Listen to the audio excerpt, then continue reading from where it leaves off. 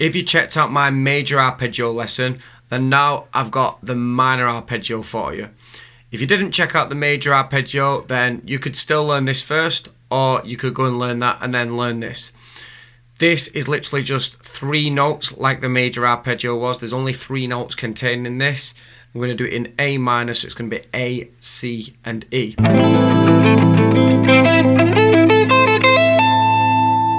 And the best way to think of it is just shapes. It's just a triad.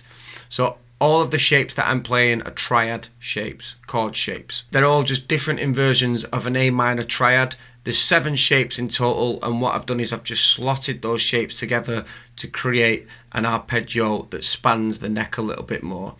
Arpeggios, I swear by them, they're just such a good way for navigating the neck and also improvising when you know how to use them with the underlying harmony underneath them. What you really want to do is memorize the shapes and practice the arpeggio in different keys, different spots on the neck. Really important part of this, make sure that you use the same fingers as me, as using the same fingers is what absorbs this into your muscle memory. If you don't think about what finger you're using and you keep changing which fingers you're using, it won't absorb into your muscle memory. First shape we've got is with the root on the bass, starting on the E string, 1 note per string, sounds like this.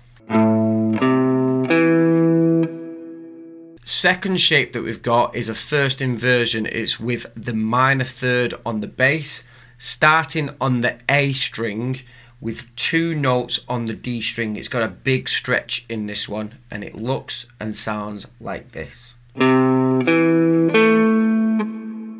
Third shape is a second inversion with the perfect fifth on the bass, 1 note per string, starting on the A string, looks and sounds like this. Fourth shape is with the root on the bass again, starting on the D string, 1 note per string, looks and sounds like this.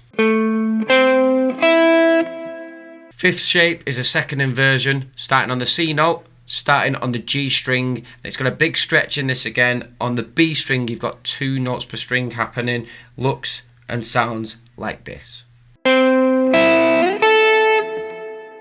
The sixth shape is a second inversion with the perfect fifth as the bass note.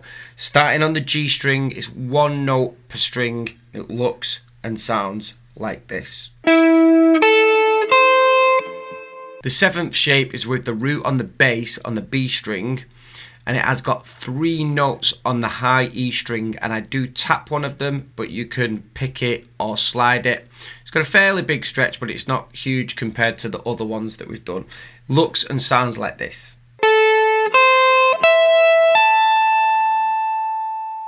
Now if you put all of those shapes together, you'll end up with this.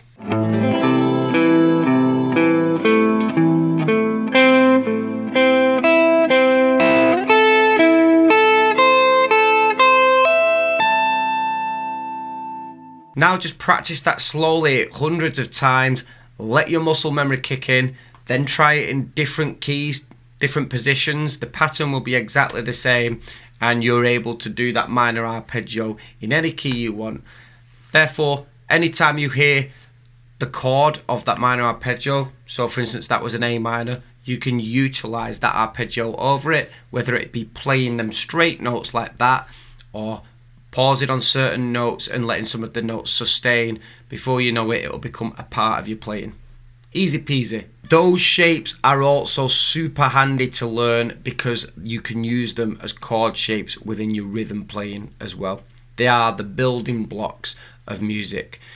Let me know in the comments below if there's anything I can help with, whether it be with regards to that arpeggio or anything else to do with the guitar, anything you're struggling with, just hit me up in the comments below. Subscribe to my channel. If you could like the video, that would be amazing as well. In the meantime, I'll catch you next time. Keep on rocking.